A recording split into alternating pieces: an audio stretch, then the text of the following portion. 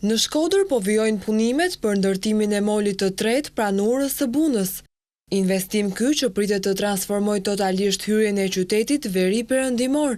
Punimet në kantier po ecin me ritme të shpejta, ndërsa kryeministri Edi Rama ndau disa pamje nga ecuria e deri tanishme. Sipas kreut të qeverisë, ky investim do ta kthejë këtë pjesë të qytetit në një nga zonat urbane më të bukura në vend. Investimi vjen pas atij në Zogaj-Shirok dhe pritet të ketë ndikim të drejtë për drejtë në zhvillimin e turizmit në Shkodër. Përmes kësaj ndërhyrjeje synohet të rritet lidhja multimodale e transportit detar midis zonave, si dhe prezantohen rrugë të reja detare që lidhin Shqipërinë me Malin e Zi.